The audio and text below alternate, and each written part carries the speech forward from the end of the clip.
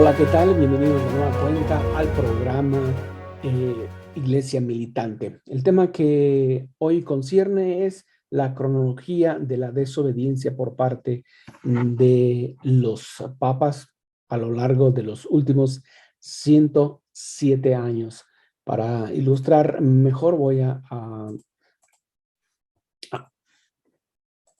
mostrar esta gráfica en concreto, y en el cual pues tenemos de la parte de arriba hacia de derecha, de izquierda a derecha, tenemos a Pío XI, Pío XII, ya de color, de la fotografía de color. Tenemos a Juan XXIII, aquí tenemos a Juan XXIII, y luego sigue Pablo VI, Juan Pablo I, prácticamente su papado duró 28 días, un mes. Juan Pablo II, Benedicto XVI y el actual Papa Francisco. Entonces, la cronología de la desobediencia. Todo inició pues, prácticamente en 1917, cuando la Virgen de Fátima pide a los jovencitos en aquel entonces, pues que se consagre al país de Rusia, al Inmaculado Corazón de María, concretamente. Otros papas, incluyendo Pío XII y los sucesores, simplemente lo que hacen es una oración general por todo el mundo.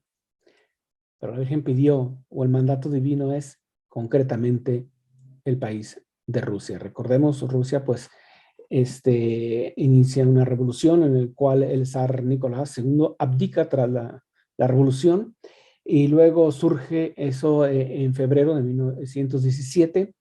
Luego surge la revolución de octubre, que elimina el gobierno provisional que hubo después de la caída del zar, y fue reemplazado por el gobierno bolchevique comunista, que en su época pues, lo conocimos también como el Kremlin. Eh, entonces, en octubre de 1917 también inician las apariciones de la Virgen de Fátima. Ahora, con el surgimiento de un gobierno bolchevique comunista marxista, entonces surge el marxismo clásico, que son asesinatos, cultura de la muerte. Es el primer país, de hecho, en aceptar o en aprobar el aborto en 1920, Lenin. Después viene un sistema de destrucción de vida, de guerrillas regionales en diferentes puntos de las regiones del mundo, obviamente incluyendo la Primera Guerra, la Segunda Guerra Mundial, y de ahí surgen otras guerrillas en las diferentes regiones. En el continente aquí de América, pues tenemos en Centroamérica las diferentes guerrillas, en Sudamérica también, en Asia, la teología también de liberación muy fuerte en los 80s, a raíz del comunismo, en Kosovo, Yugoslavia. ¿Qué otros países estaban involucrados? Sí, pero ahorita estamos tratando el tema del asunto de Rusia. Marxista cultural del siglo XXI, de nuestro siglo, ir en contra de la familia, la lucha de clases de la familia, el aborto, nuevamente, la lucha de género, la agenda global. Entonces, todo esto es un mecanismo que se va dando. Y la Virgen en 1917 necesita consagrar a los sumo pontífice, y todos los obispos del mundo deben de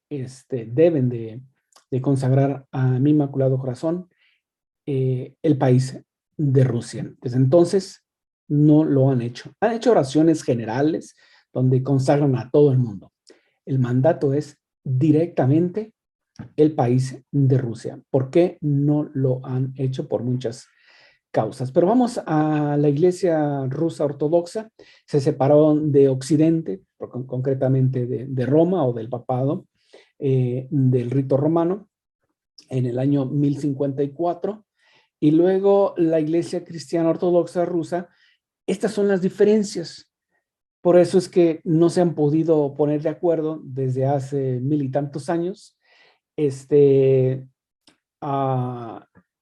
entre la iglesia ortodoxa y la iglesia de rito romano, concretamente con el Vaticano.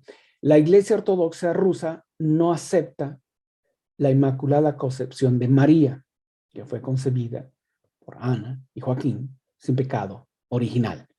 Viene la Asunción de María, tampoco es aceptada por la Iglesia Ortodoxa, cosa que en Occidente, de rito romano, es aceptado ambos, la Inmaculada Concepción de María y la Asunción de María.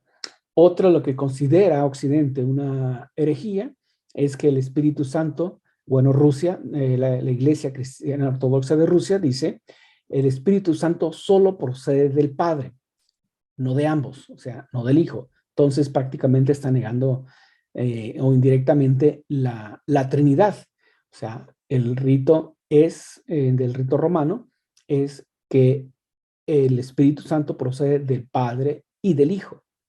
La Iglesia Ortodoxa dice, no, solamente de el Padre, no del Hijo. Entonces, el jefe de la Iglesia Ortodoxa rusa actualmente es el patriarca Cirilo, y el jefe de él, pues es Putin, es el gobierno. Por eso, cuando la Virgen pidió que el Papa y todos los obispos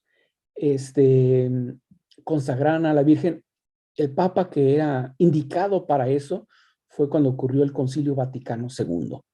Y no lo hizo Juan XXIII cuando estaban congregados todos los obispos en la inauguración, en las primeras sesiones del concilio. Posteriormente muere, viene Pablo VI, y tampoco, están reunidos todos los obispos del mundo, y tampoco hace la consagración. En otra situación, pues no, no obedece.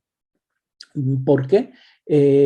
Porque la condición que puso Rusia, el Kremlin en aquel entonces, porque el Vaticano invitó a la Iglesia Cristiana Ortodoxa rusa para que viniera al concilio y se hablara de todos los temas. La condición que ahora sí que puso Rusia para que viniera el jefe de la Iglesia Ortodoxa era que no se hablara del comunismo en el concilio y que no se condenara el comunismo o el marxismo. Estaba muy, ahora sí, levantándose con mucho más fuerza en los 60, 1960. Fueron las condiciones, Roma aceptó, ese fue el problema.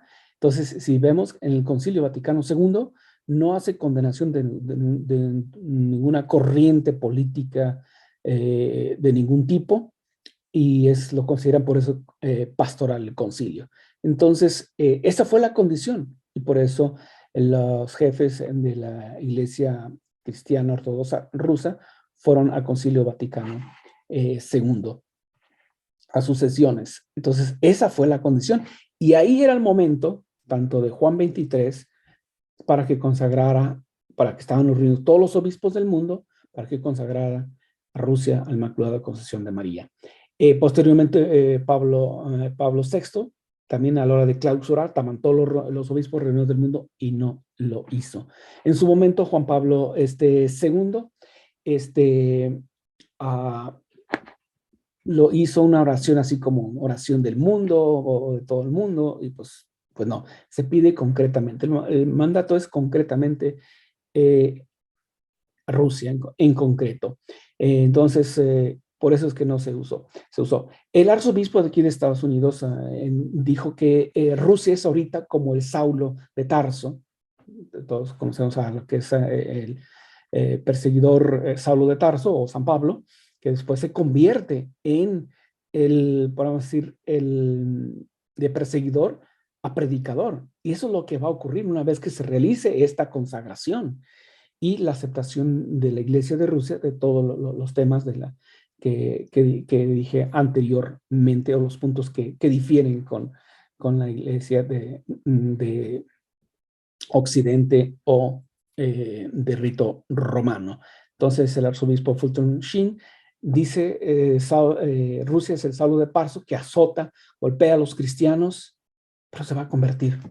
¿Cuándo? Cuando los papas y los obispos del mundo realicen y obedezcan al mandato divino.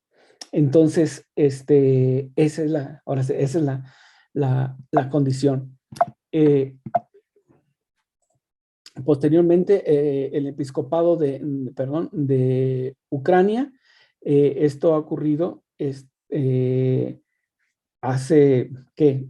Unos días, el 2 de marzo, cuando se inicia prácticamente la cuaresma, el episcopado de Ucrania pide al Papa, a- al Papa Francisco, que consagre a Rusia al corazón inmaculado de María. Y esta es la palabra o la carta oficial. Dice: Santo Padre, en estas horas de dolor inconmensurable y de terrible prueba para nuestro pueblo, nosotros, los obispos de la Conferencia Episcopal de Ucrania, somos portadores de la frecuente y sincera súplica apoyada por nuestros sacerdotes y personas consagradas que nos llega a todo el mundo cristiano, para que su santidad consagre a nuestra patria y a Rusia. Por lo tanto, pedimos humildemente a su santidad que realice públicamente el acto de consagración de Ucrania y Rusia al Inmaculado Corazón de María, como lo solicitó la Santísima Virgen de Fátima. Que la Madre de Dios, Reina de la Paz, coge nuestra oración. Regina Pacis, ora pro nobis. Reina de la Paz, ora por nosotros. ¿Lo va a hacer Francisco? No sé. Yo personalmente lo dudo, pero hay libros para educarse, para leer, y Las puertas del infierno contra la iglesia, de Luis Eduardo López Padilla. Tiene el Concilio Vaticano II, una historia nunca escrita, de Roberto de Mattei. Infiltración, del escritor Taylor Marshall. También ahí tiene para que pueda ilustrarse, ampliar el tema, etcétera, etcétera. Entonces, una invitación para que sigamos orando y esta guerra pues termine lo más pronto posible, y si es que a la hora de ya, pues ya. Pero también para que el Papa Francisco realice esa consagración con todos los obispos del mundo. Ese es el pedido. No que consagre todo el mundo, claro, pero concretamente el país de Rusia. Muchas gracias. Nos vemos en la próxima.